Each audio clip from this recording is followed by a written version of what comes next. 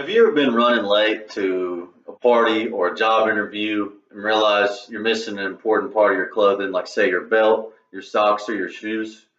You realize how stressful this can be, especially when you're behind schedule. So today I'm going to help relieve a little bit of that stress and demonstrate how to effectively and quickly tie a tie. It's important for everybody to know how to tie a tie.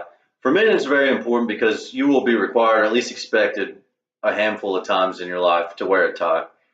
And also for women, this is good knowledge to have because chances are at some point in your life, whether it's a friend, a coworker, or your own date, is going to show up and either not know how to tie their tie, or they're going to show up and their tie is going to be up to their chest or down to their knees or loose knotted or backwards knotted. And they'll be looking ridiculous and you can help them save the day.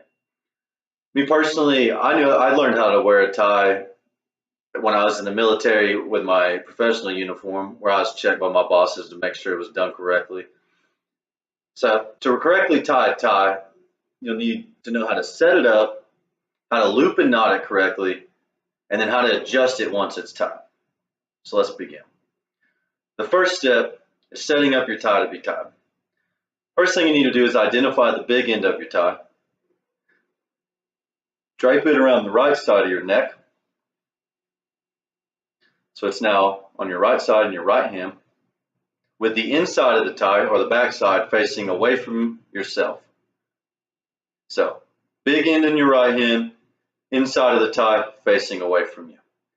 Thirdly, the small end, you want to adjust so it'll fit your height. You want to start roughly around your belly button, but depending on, like for example, I have a wide neck, so I need to bring mine up a little bit. Depending on your body proportions, you'll need to adjust this. It might take you a few times tying the tie over to get this exactly right. Also, if you're left-handed, you can take this big end, drape it around your left side, and then simply reverse all the directions, right and lefts, for the rest of this video. So we have everything set up. We're ready to move on to the second step, which is looping and knotting your tie. For this entire time, we will only be moving the big end. You'll simply be holding the small end with your left hand. First step is to take the big end and go behind the little end.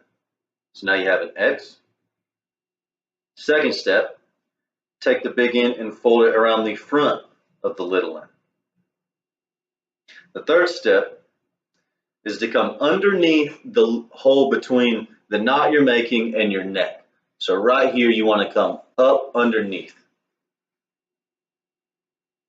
So after the third step, you should look like this. And the fourth and final step for looping is to send it through the front knot that you began the first couple steps.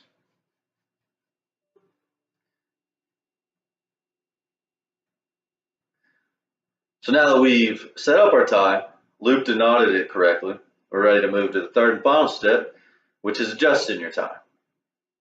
So the proper point of the end of your tie to stop at is between your belly button and your waistline, or your belt, where your belt would sit roughly.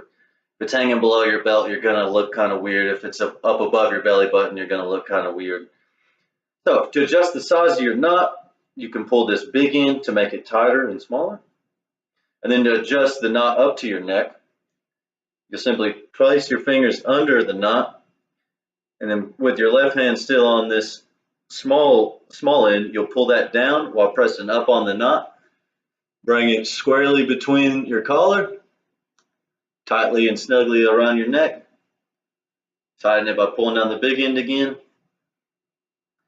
and you've tied your tie. So if you get to this point